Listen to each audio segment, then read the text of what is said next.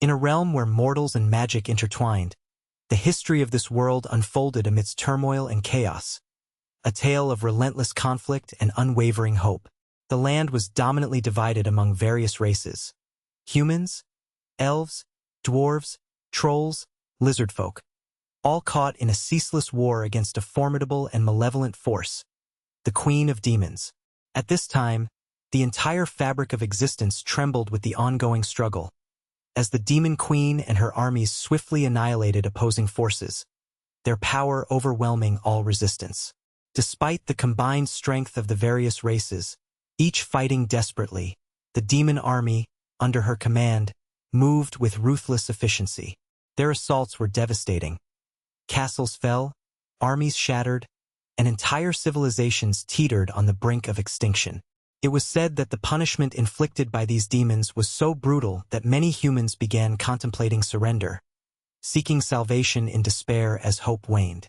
The relentless onslaught sparked widespread rebellions among those fighting back, but even these uprisings faltered against the unyielding might of the demon forces.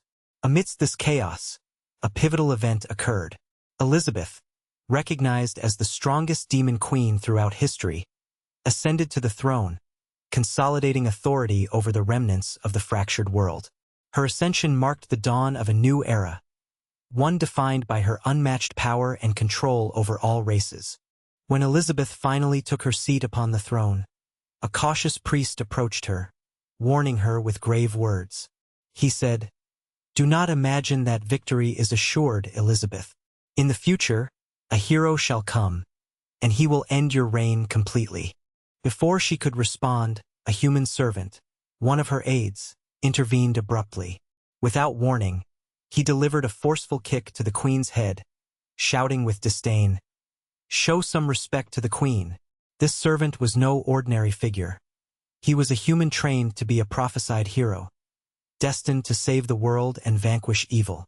However, in a twist of treachery, he abandoned his humanity and adopted a demonic form. Driven by hatred and betrayal, he launched himself at the priest with murderous intent, aiming to kill him in a surge of violent fury. In that critical moment, Elizabeth's commanding voice cut through the chaos. She ordered her servant to halt, and turning to the priest, she asked, "What is this talk of a hero and a prophecy that ends with my defeat?" Her voice was calm but tinged with suspicion. She added, "Explain what this means. More than 1,000 ways worse than death exist to make you suffer." The priest responded with solemn sincerity.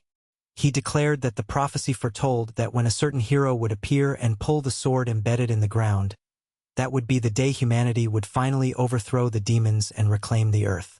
He explained that the sword was located in the central hall of her castle. Curious, Elizabeth decided to investigate. She went to the hall and saw the legendary blade stuck in the ground. As her gaze lingered on it, she contemplated the moment the hero would come to wield that sword. Her thoughts turned to her own demise, pondering, when will this happen? When will the hero finally emerge? Driven by this thought, she prepared her army for the awaited arrival of the chosen one. Years passed, then 2, then 3, and even 4, yet the anticipated hero did not arrive. Over time, the castle's defenses waned as the protective forces guarding the entrance weakened, until only a handful of soldiers remained to watch over the fortress. Years turned into 15, and still the hero, the supposed savior, remained absent. Meanwhile, life in the city outside gradually stabilized.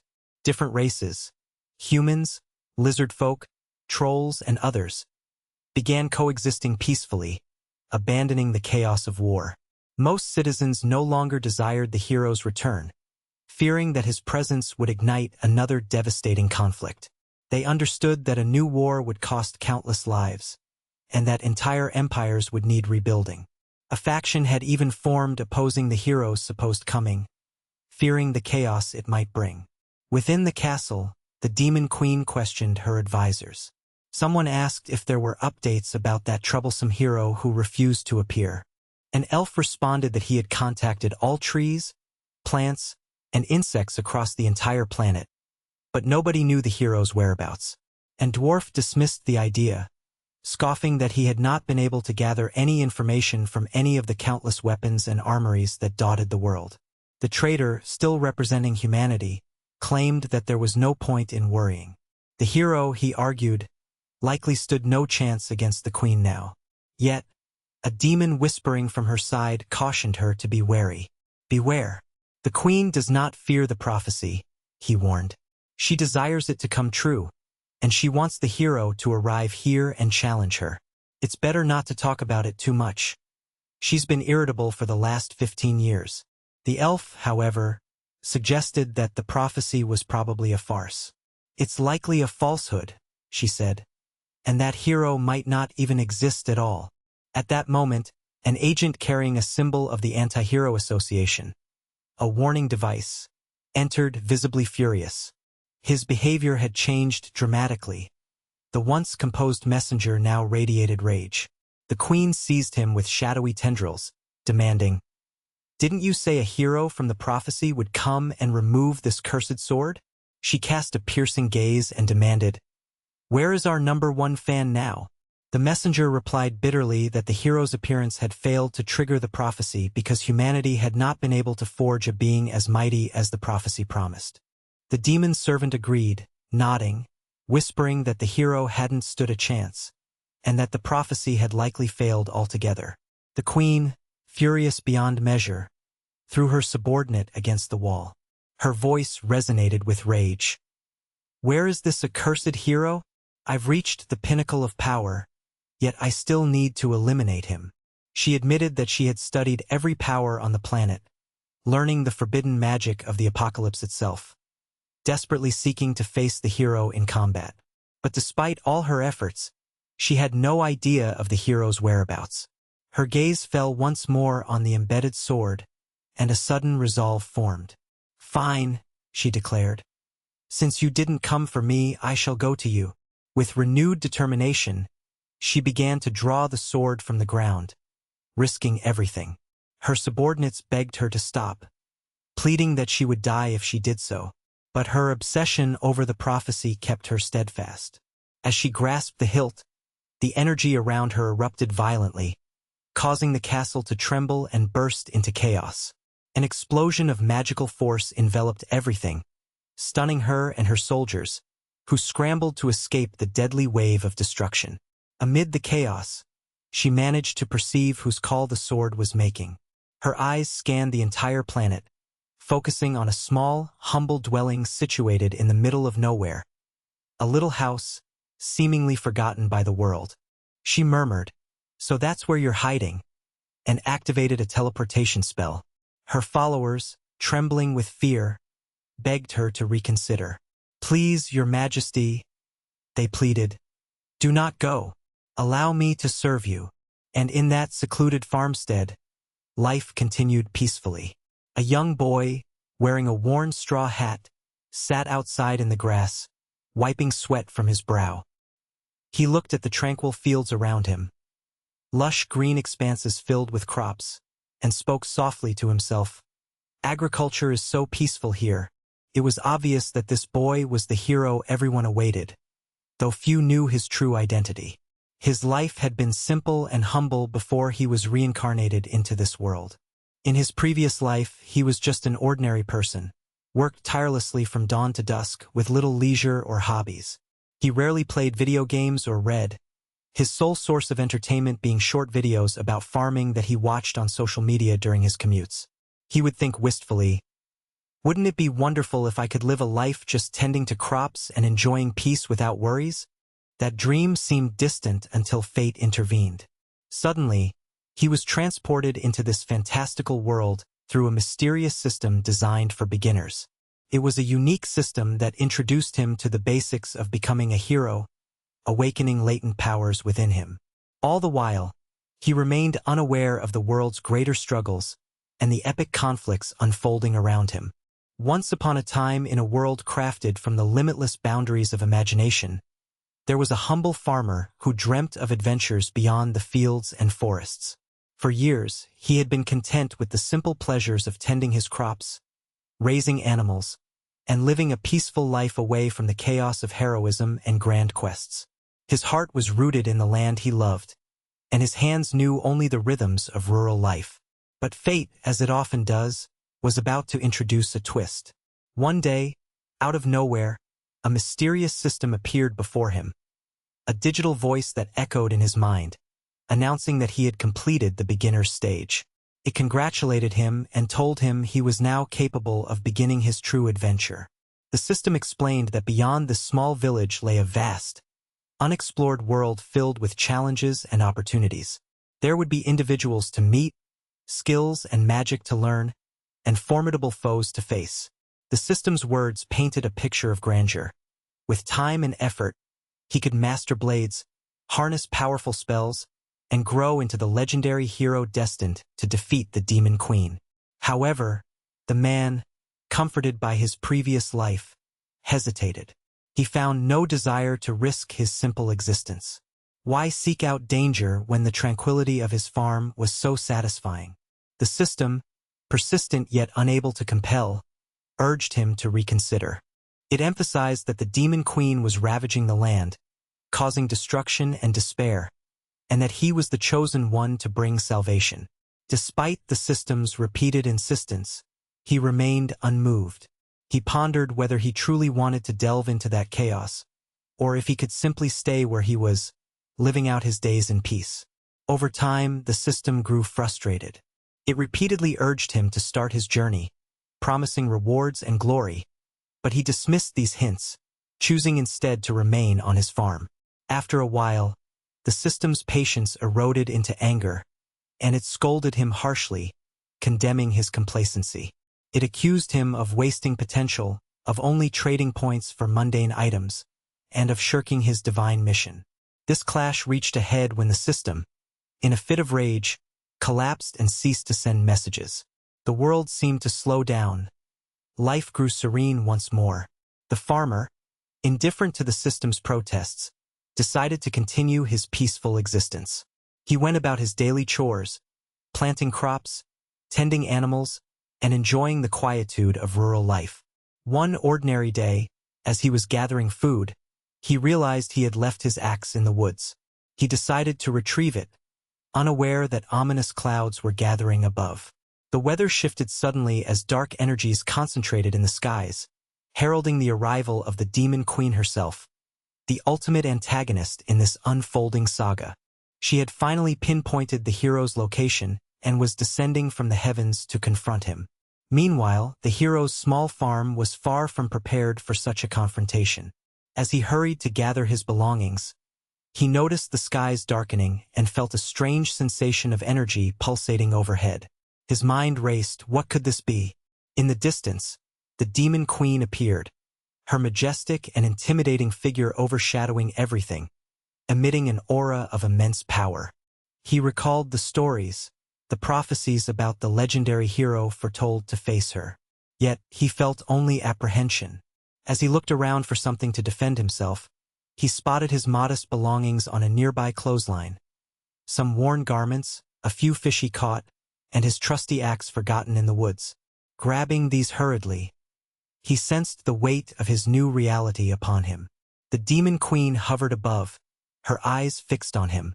She declared her arrival, calling him out as the prophesied hero of countless legends. Her voice was commanding, leaving no room for doubt, a force that demanded recognition. In her arrogance, she ominously mentioned that this mere farmer was the hero she had been searching for. Caught off guard, the hero's heart pounded. He was terrified and uncertain but knew he could not run forever. As the queen's gaze locked onto him, she hurled a shining sword in his direction, an enchanted weapon that found its way into his hand. It seemed to glow with a strange energy, confirming his destiny as the hero. Despite the confirmation, he recoiled in fear.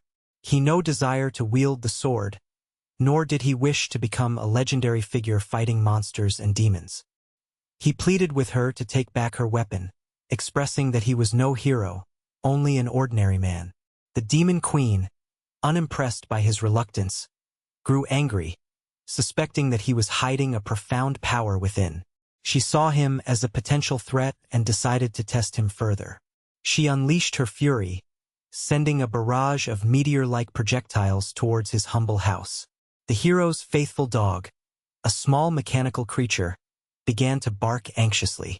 Sensing danger, he told the dog to seek shelter, while himself watching as explosions erupted around him. The dog gestured upward, indicating the presence of the Demon Queen. He looked up at her, realizing that she was angry and scrutinizing him closely. He whispered aloud, asking what appeared in the sky. The Demon Queen, overhearing, responded with annoyance, displeased that he was not paying attention.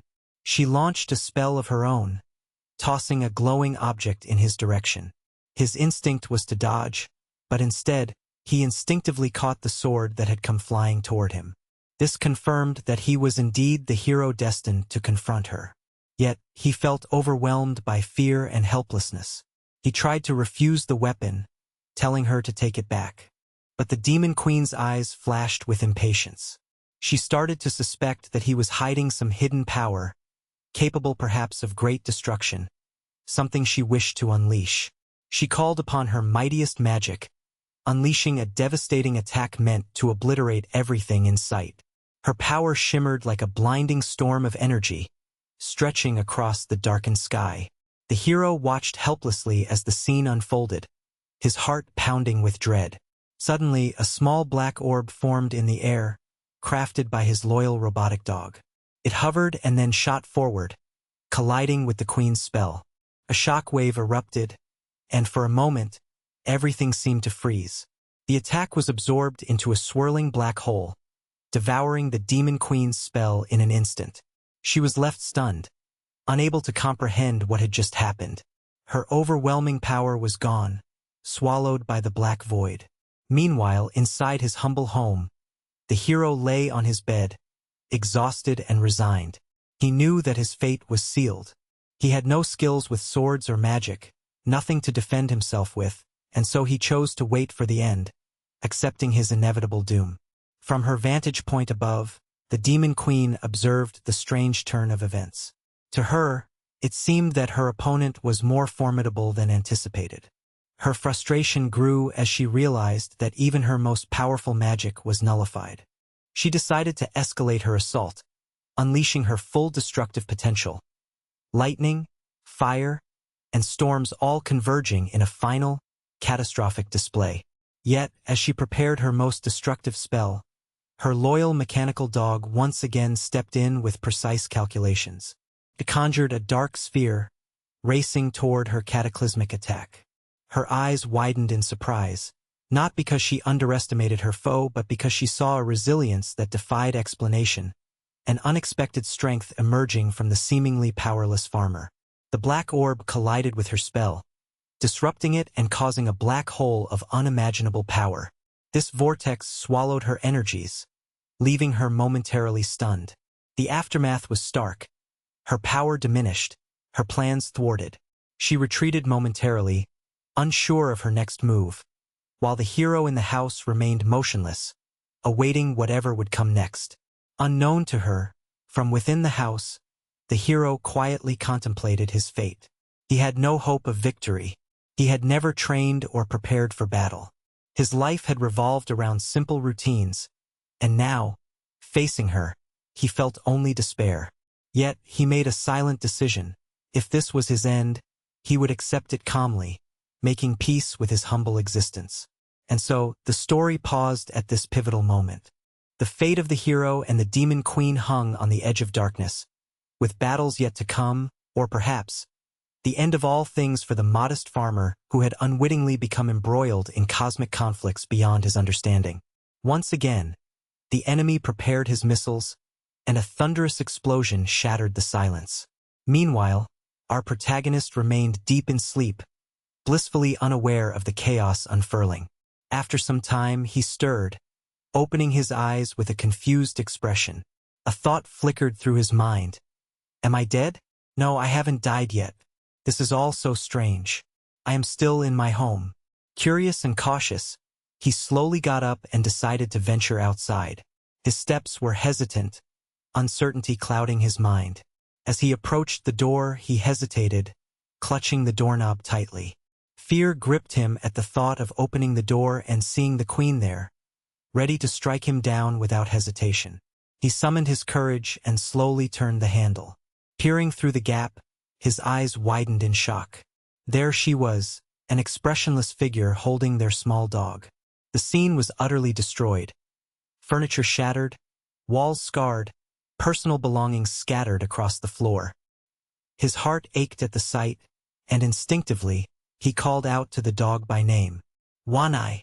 The queen, with a sarcastic tone, responded coldly, "Oh, I'm sorry. I had to completely destroy that magical tool you cherish so much." Her words cut deep. The hero, trembling with fear, managed to speak. "Can we talk? Please?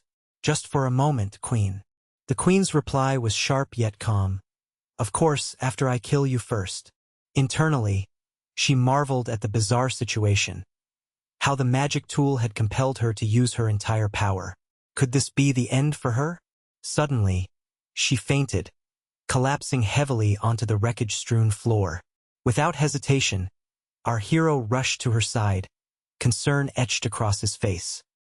He began carefully removing her armor, which had been sustained by magic. As he did so, the magical bindings disintegrated, revealing more of her. It was clear she was bleeding from her nose, a recurring issue for him. Later that night, she awoke in a bed, shackled with enchanted chains.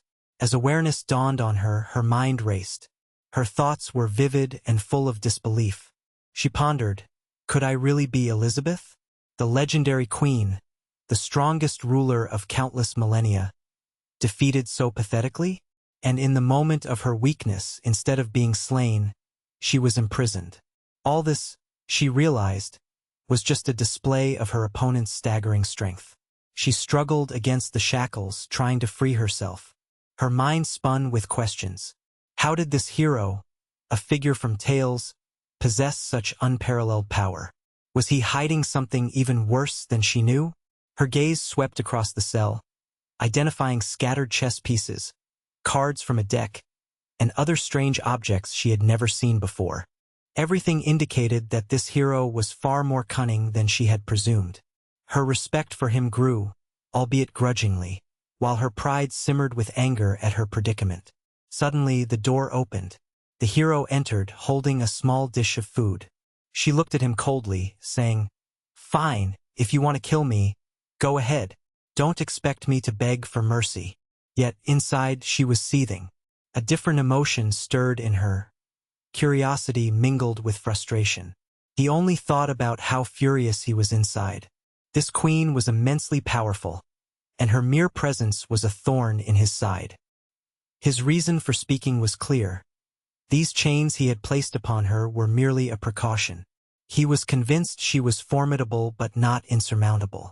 From her perspective, she interpreted his words differently.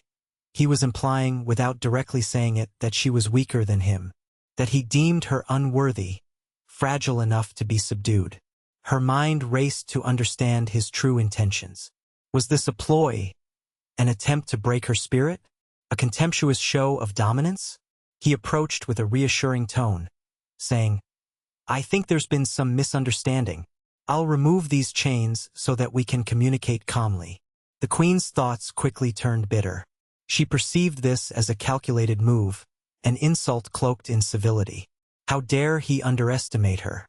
She seethed with indignation, her pride wounded. He, oblivious to her inner turmoil, demonstrated by unfastening the shackles, that his only intention was to clarify matters. "There, I've set you free. Now we can talk openly, just as equals," he said. But she saw it as a challenge, a way to show her her place. To her, he was cruelly dismissive, assuming she was helpless. Her patience wore thin, yet she kept her composure, refusing to show her rising anger. He began to leave the room, a slight tremor in his steps, and ordered her to rest. But then, he unexpectedly broke the fourth wall, the barrier between the story and the reader. Turning directly to the audience, he explained, "You might be wondering why I haven't killed the Demon Queen yet. In this world, it's quite common for demon queens to be revived immediately after death. If I kill her now, she'll come back, An endless cycle. The only way to truly end this is to eliminate her permanently. No more battles. No more threats. If I can keep her from becoming a danger, perhaps I can even befriend her, and we could find peace. He chuckled quietly, as if amused by the absurdity of the situation, while the queen watched him with narrowed eyes, thinking, "He keeps laughing at my expense." Holding their dog, he remarked, "Oh, my little buddy, you're all torn to pieces. Looks like you've had a rough time," with genuine concern. The queen, observing the scene, said quietly, "So, this is your most powerful magic tool?" The hero considered her question, then replied, "It's not precisely a magic tool. It's more like an invention I created when I was feeling bored. One of my last projects." Her lips curled into a subtle smile, contemplating her new advantage. She realized that by removing the chains, he had unknowingly allowed her to tap into her hidden magic, an abyssal secret, and recover her strength instantly. The situation was turning in her favor. Without his robotic protection, the battle's balance had shifted completely. She knew that her chance to strike back was near. "Time to end this," she whispered. He responded calmly, "Sorry for breaking your stuff, mighty hero, but all my memory devices are still intact." Behind him, her eyes gleamed with anticipation. This was her perfect moment. She prepared to strike. Suddenly, he activated a hidden mechanism, his last resort, and a new program ignited. The small dog, Lipin, leapt joyfully into the room, its tail wagging wildly as it activated a device embedded in its collar, transforming into a combat-ready form. He casually remarked, "I like having company, but they tend to be quite unruly. So, I only have one active at the moment." From his perspective, everything was part of an elaborate plan to embarrass the queen, to show her she underestimated him. Watching her face distort with rage, he thought, "This is too easy." Meanwhile, she was left in shock, unable to comprehend what was happening. But then, a whiff of something unfamiliar entered her nose. She paused and sniffed the air. What's that smell?" she wondered. Lipin responded cheerfully, "I noticed you fainted, so I prepared some food to warm you up." He placed the meal before her, made from ingredients he had cultivated himself during his time as a farmer. His skills had reached their peak after many years of cultivation. The queen looked at the food, then asked, "Why did you bother?" "Only the weak need to eat. I have transcended that need. I don't require these things anymore." She spat out her words, proud and defiant, as if declaring her superiority. Her pride was palpable, yet beneath her tone, a flicker of curiosity remained. She wondered what other secrets this hero might be hiding. The battle was far from over, but for now, she kept her individual strategies hidden behind a mask of contempt and regal composure. As the aroma of the freshly prepared dish wafted through the air, a sense of anticipation filled the small, humble home. Our hero, having spent countless days honing his culinary skills, proudly looked over the array of vegetables and grains he had cultivated himself. As he presented the food, he hoped that his efforts would somehow bridge the gap of misunderstanding that loomed between them. He gently urged the figure sitting before him to taste his creation. The figure, hesitant at first, remained silent, weighing her doubts against her curiosity. Yet, driven by an unspoken desire, she finally took a small bite, then another and another. With each chew, she was astonished by the explosion of flavors within her mouth. The juicy flesh of the meat seemed to burst into a symphony of sizzling fireworks, filling her senses with unparalleled delight. What surprised her even more was the naturalness of the taste, complemented by an intense influx of magical energy cascading from the dish. It was hard to believe that such delicacies existed in this world. Dishes so exquisite that even the demon queen herself would be captivated by their allure. Unable to resist, she devoured the remainder of the meal with fervor, feeling a growing sense of intoxication from the rich, magical nourishment. Suddenly, a fiery heat erupted within her, and she grimaced, complaining loudly about the spiciness that overwhelmed her senses. Lips trembling, She yelled out, questioning what had been done to her food. The hero, looking slightly guilty but mostly confused, explained that he had just added a bit of chili, something she liked, assuming it would bring a spark of excitement to the meal. She pondered for a moment, realizing that perhaps the demon queen could not tolerate such heat. Her face contorted in discomfort as she struggled to endure the burning sensation.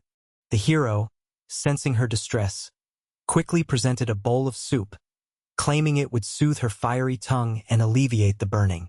She shot a wary glance at him, contemplating his intentions, and thought bitterly about the dangerous game she was caught in. It struck her then, this hero, with his innocent smile and kind words, was merely using her for his experiments, manipulations cloaked beneath the veneer of friendliness. Yet, unexpectedly, amidst her frustrations, a strange sensation crept over her. It was as if a gentle transcendence lifted her spirits, and suddenly, she found herself soaring, as if carried by unseen wings. Within this divine flight of sensory pleasure, the taste of the hero's cooking turned into a profound sense of peace. The chaos of their ongoing conflict faded into insignificance, replaced by a calm that washed over her like a gentle tide. She began to contemplate her own insignificance, recognizing the triviality of her role in this grand, turbulent world. The magical intensity of the food was astonishing. It was capable of evolution, growing stronger with each consumption. Confused and intrigued, the demon queen eyed the hero and addressed him with a mixture of curiosity and defensiveness. Her gaze sharpened as she questioned his intentions. "Stop pretending," she demanded softly, a flicker of suspicion crossing her face. "What is it that you truly want from me?" Lipin, the hero, looked away awkwardly, his cheeks flushing with embarrassment. He admitted that his true goal was simple. He merely wanted to investigate whether a partnership between the demon queen and himself was even feasible. But she misunderstood entirely, imagining a different scenario. "Thinking in this world," she said coldly. "You are the only one qualified to be my research subject, since you are the hero. So come here, and I will help you become stronger. One day, perhaps, you might even be able to defeat me." The hero hesitated for a moment, then asked, "Are you okay with that? Because I will continue to prepare delicious meals for you." Her expression darkened, tinged with a strange mixture of defiance and resolve. She thought inwardly that a knight could die, but she would never allow herself to be humiliated or subjugated. As the great demon queen, her dignity was everything.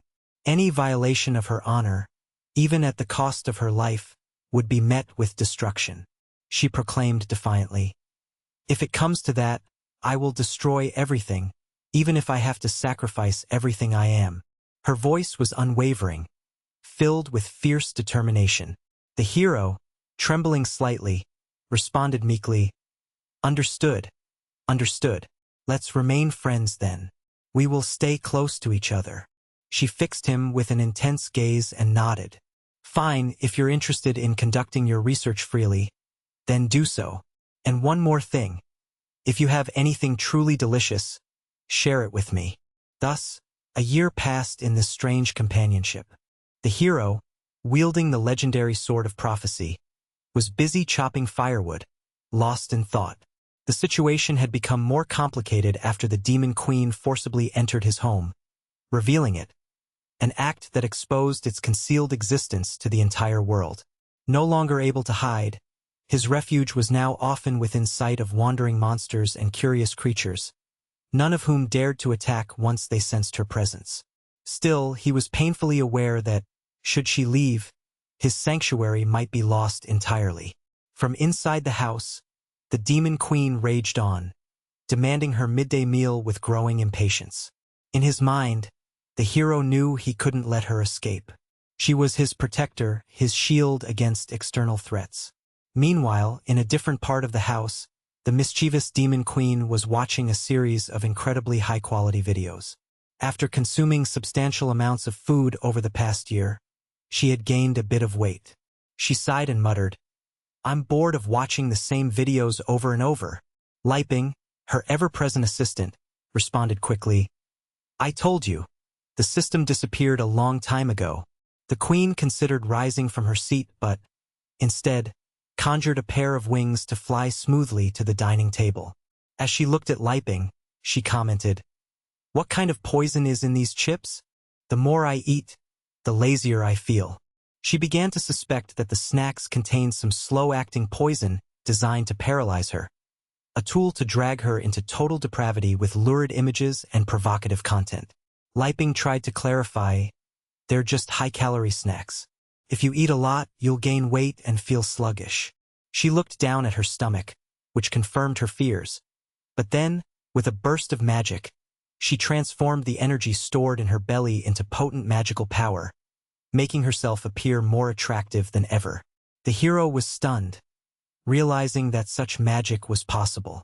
She caught him staring and said with a teasing smirk, "Another of your tricks didn't work. Are you disappointed?" Liping responded, "Yes, I am very disappointed." She then turned her attention to the food on the table and declared, "Today's meal looks perfect. I won't hold back," and eagerly began to eat. Liping muttered under his breath, "No matter how much I cook, there's always more. I suppose I'll need to get used to this, since we'll be living like this for quite a while." However, her thoughts were entirely different. She believed he was simply weak. Her plan was clear, to feed him until he grew fat enough to be defeated easily. He got up and announced, "I'll go fetch some more," and headed out, leaving her to ponder her next move with a mixture of amusement and determination.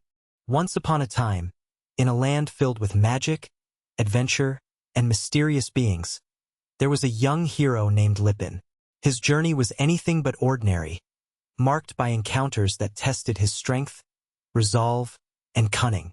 Yet, despite the many challenges, Lipin's spirit remained unbreakable, pushing him forward through the chaos and wonder that enveloped his world. The story begins with Lipin feeling the weight of frustration. He was deeply troubled by a certain individual who persistently mistreated him, treating him with contempt even as he fed him enchanted foods, mysterious delicacies that seemed to be evolving him more and more each day. His powers had grown significantly over the course of the year, more than 10 times, yet he sensed this was not enough. An inner fire ignited within him, fueling the resolve to confront his tormentor in what he knew would be the decisive battle of his life. As the moment of confrontation drew near, Lipin found himself clutching a humble pudding, his favorite treat. The scene shifted suddenly. The queen's eyes sparkled with anticipation as she approached happily to indulge. To her, this simple dessert symbolized comfort and joy, yet for Lipin, it represented his courage and strategy. He silently thought, despite her being a demonic queen, she was not so difficult to appease, if only one possessed the right offering. With a gentle smile, he presented the pudding, and her expression brightened instantly. Her happiness was contagious, and she eagerly began to feast. Meanwhile, elsewhere in the realm, a different tale unfolded, a chase that illuminated the perilous nature of their world. An elderly man hurriedly ran, leading a young blonde girl behind him. They were being relentlessly pursued by shadowy creatures cloaked in purple capes and masked in white. These beings wielded destructive magic, launching bursts of energy that forced the elderly man and girl into a precarious trap, a magical cage that suddenly imprisoned them. Faced with mortal danger, the man turned to his daughter and declared resolutely, "I will hold them back here. Run to the city and find safety." The girl, filled with fear and love, protested, "I don't want to leave you here alone. We should escape together." But her father, gazing at her with unwavering resolve, responded, "I promised your mother I would protect you until the very end."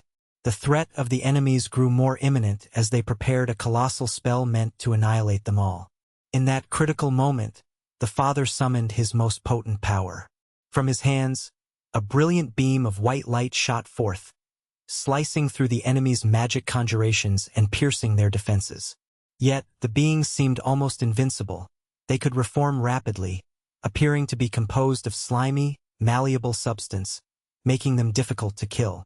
The girl fired an arrow, but her attacks merely passed through the monsters' bodies, ineffective against their amorphous forms. The father sternly warned her, "Your arrows won't save us. Run away now while you still can. Just as the monster prepared to strike her, the father shielded her with his body, defending her fiercely. Sadly, he was struck down, thrown back against a jagged rock, blood pouring from his wounds. He was battered, bleeding, near death, and in his pain he whispered, "Run! Don't come back for me. Save yourself." From the shadows, the creatures' bodies began to merge and transform, swelling into a grotesque giant monster, a nightmare incarnate.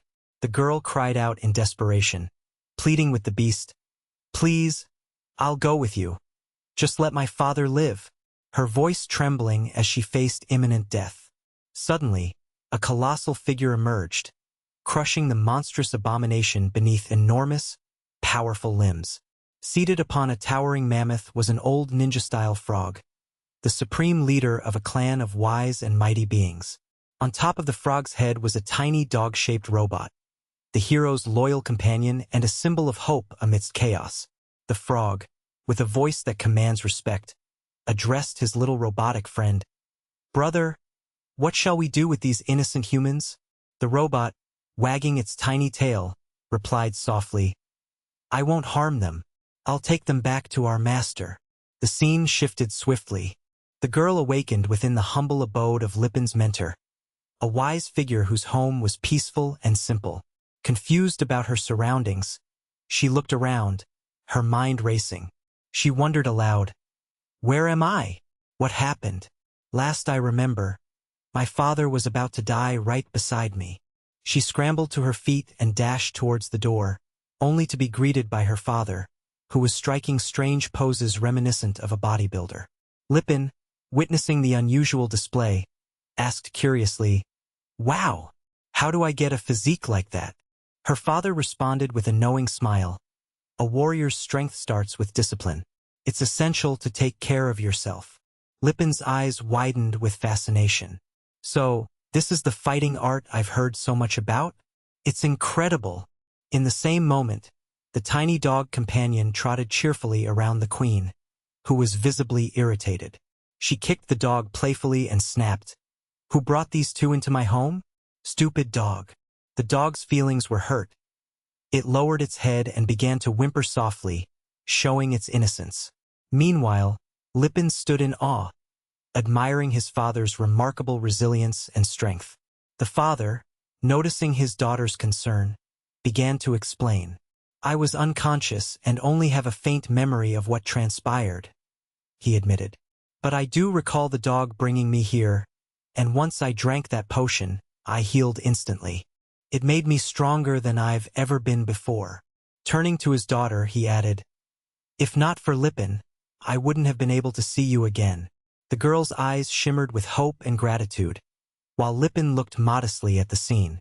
"Adventurers like you are humble but brave," he said. "You can trust this potion.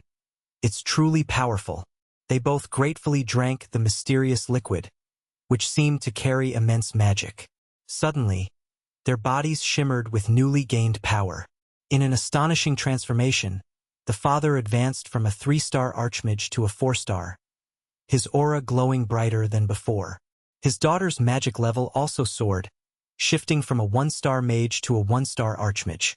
She felt a strange sensation, like her elf bloodline, inherited from her mother, awakened anew. Her ears grew pointed and elongated, marking her evolution. Both of them were overwhelmed by the sheer magnitude of Lipin's strength. The gap between them and him was vast, almost insurmountable. A wave of despair washed over them as they realized just how far they stood from their young hero's power. Yet, Lipin, ever compassionate, looked at their disappointment and reassured them gently, "Relax. I'll get you another cup. There's no need to worry." His words seemed to soothe some of their unease, but a deep sense of humility remained. They understood that they had entered a new realm of strength, a realm they might never fully reach. Nonetheless, their admiration for Lipin deepened, inspired by his unyielding determination and extraordinary abilities. The vastness of his potential seemed to dwarf their previous understanding of power, leaving them both humbled and somewhat disheartened. And so, their journey continued, marked by growth, discovery, and the everlasting pursuit of strength in a world where magic and might intertwined in endless wonder. Once upon a time, in the depths of a land shrouded in mystery and ancient history, a figure of great importance sat quietly, contemplating the delicate balance of power and the fragile fate that hung in the air. The noble man, known as Lord Liping, possessed a mind as sharp as the blade of a sword, and a soul imbued with wisdom beyond his years. He regarded the scene unfolding before him with an air of calm resignation, yet beneath his composed exterior simmered a profound sense of urgency. The setting was an austere chamber, dimly lit by flickering flames casting dancing shadows on the stone walls. Inside, a tense gathering of individuals from disparate worlds convened. A hero, a princess, and a regal yet formidable queen. Their presence was a testament to a history riddled with conflict, secrets, and unspoken stories that stretched back across generations. The hero, a steadfast young man, reflected a sense of inner resolve. His gaze was weighed down by the burden of knowledge, and though his face bore hints of weariness, his spirit remained unbroken. Beside him, a princess of elven descent sat with a troubled expression, her eyes darting anxiously around the room. The queen, adorned in regal finery, exuded an aura of both authority and vulnerability, revealing the complexities of her long and tumultuous reign. The dialogue commenced with a tone of cautious diplomacy.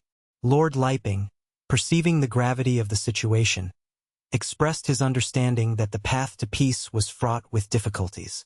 "It is enough," he stated softly, "to believe that the divine ruler Lord Liping is a person beyond reproach. We cannot afford to impose additional burdens on him."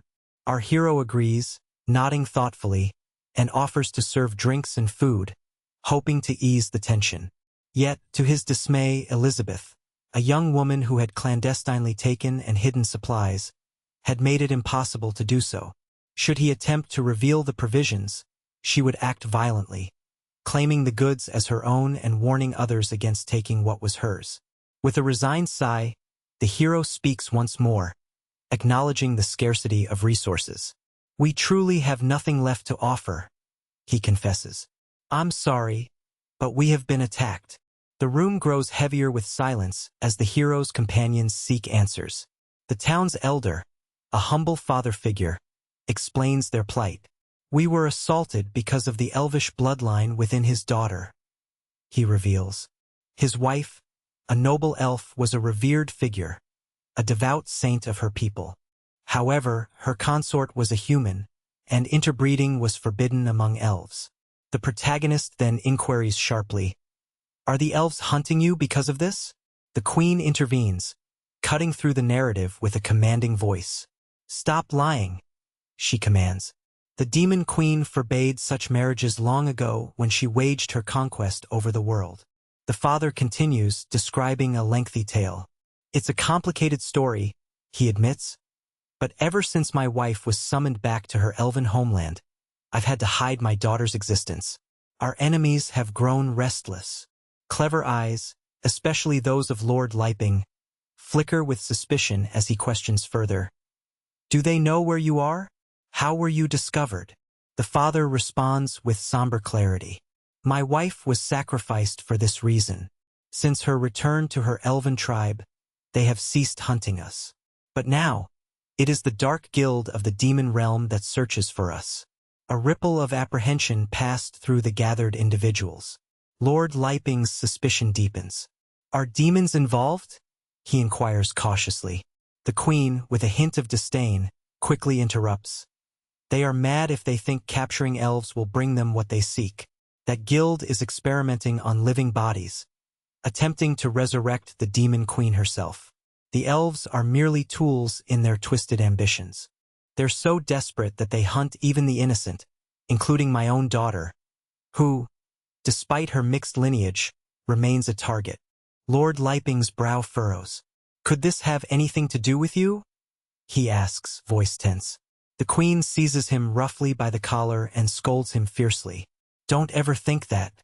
I have been here, hidden in the shadows, for a year. I see everything you do. Don't even consider such foolishness." Her tone is sharp with warning, yet beneath it lies deep pain. The conversation takes a darker turn as the queen's expression hardens. During my absence, she declares bitterly, the land has fallen into ruin. Who is the one spreading rumors of my demise? The others fall silent, wary of her wrath. The elf, with a somber tone, explains, according to ancient legends, the queen was destroyed by the legendary hero during a battle that lasted more than a month.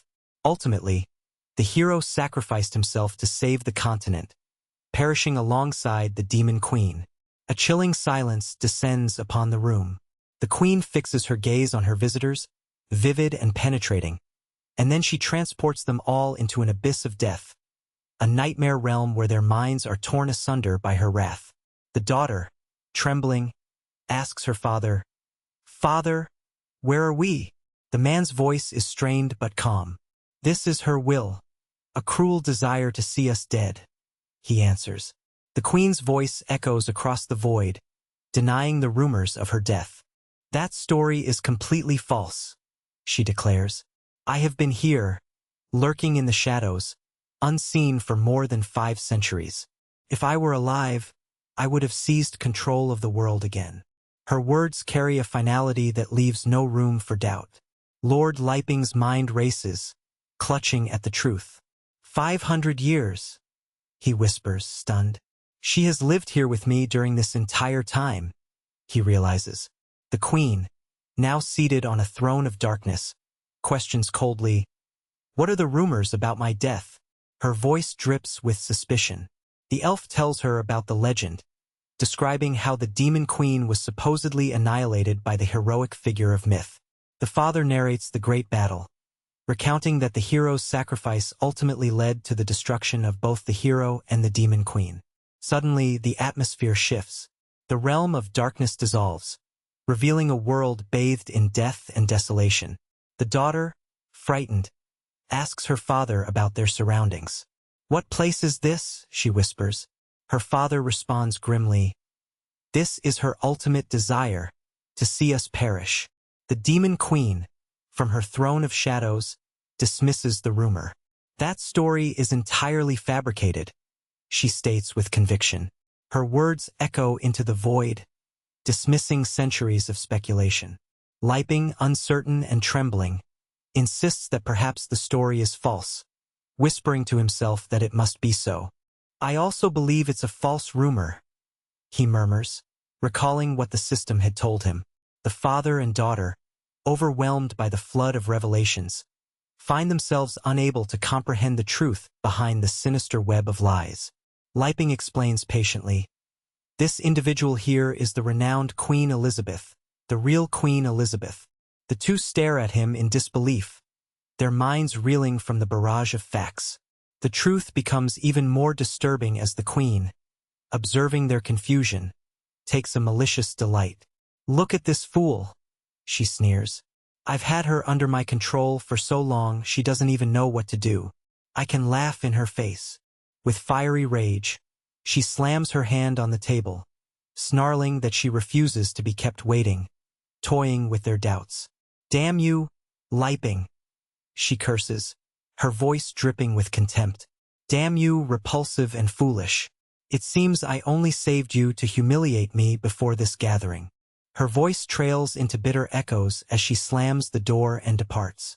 Her departure leaves the others in stunned silence. The father turns to Liping and asks soberly, "What are your plans now? What will you do with us?" The hero, drawing a deep breath, responds cautiously, "Everyone needs to calm down. I do not even know what to do next, especially after Elizabeth shattered the barrier. The timeline inside and outside has become completely chaotic." As evening falls, the daughter, in a quiet voice, admits, "I never imagined our story would unfold like this. It seems that the great demon queen fell in love with the legendary hero, abandoning the entire world just to be with him. It's very much like what you did with Mom." The father quickly dismisses her words. "Stop talking nonsense," he urges. "We can't compare ourselves to them. Besides, right now, Liping might be contemplating whether to kill us or not." The daughter counters softly, "But if she wanted to kill us, She wouldn't have saved us first. Why save us only to then execute us? The father sighs. You didn't taste her tea. Did you realize how distant her power made her? Just seeing her strength, you should understand. To them, we're nothing but insignificant insects. Whether we live or die depends entirely on their current mood. Their conversation is interrupted as the hero enters the room, asking casually, "It looks like you two haven't slept yet. What were you talking about?" The elf, startled, reacts with surprise. Liping, trying to lighten the atmosphere, suggests playing a game of cards, even though the others are unsure. They sit around a small, flickering candle, the faint glow casting uncertain shadows. Liping asks whether they understood everything so far. The father affirms that yes, he understood. Meanwhile, the elf, whose voice trembles with fear, recalls her father's words.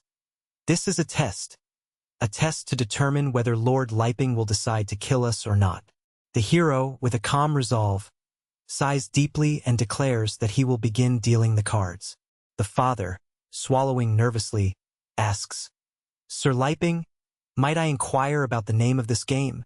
The elf's hands tremble as she fears the worst. A moment of silence hangs in the air before Liping's voice breaks it, calling out the name of the game in a gentle tone. His choices, however, are innocent yet cunning. He speaks of a game that's familiar in their world, a simple pastime with roots deep in tradition.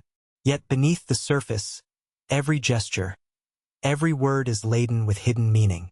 The danger lurking behind mere amusement is palpable. For Liping, this game is more than a diversion. It is a test of loyalty, trust, and the very fate of their lives. The players around the table realize that their survival hinges on their ability to decipher his intentions. Tensions rise as the night deepens, and the shadows in the room grow darker with each passing moment. In such a world of uncertainty, where ancient legends intertwine with present nightmares, every small act can carry profound consequences. The lines between truth and illusion blur, and the battle for the future begins not with swords or magic, but with words, wit, and the fragile threads of trust. Here, amidst the flickering flame and whispering shadows, destiny waits quietly, poised to decide the fate of all involved. In the midst of a legendary contest, the arena was alive with tension. The challenge was clear: a battle between the forces of dragons and brave heroes. The atmosphere buzzed with anticipation, as spectators and participants alike wondered who would emerge victorious from this melee of magic, strategy, and courage. Elizabeth, cloaked in a shimmering disguise, moved cautiously near the focal point of the duel. Her eyes darted nervously but with resolve, knowing that amidst the chaos, she had a crucial role to play. Unbeknownst to her, confusion reigned between the combatants, some vying to be the dragon, others insisting they are heroes destined to prevail. The confusion was palpable as the contenders debated their next move. Suddenly, a figure named Li Ping stepped forward, confidently clutching a deck of mystical cards. His voice was steady, commanding attention.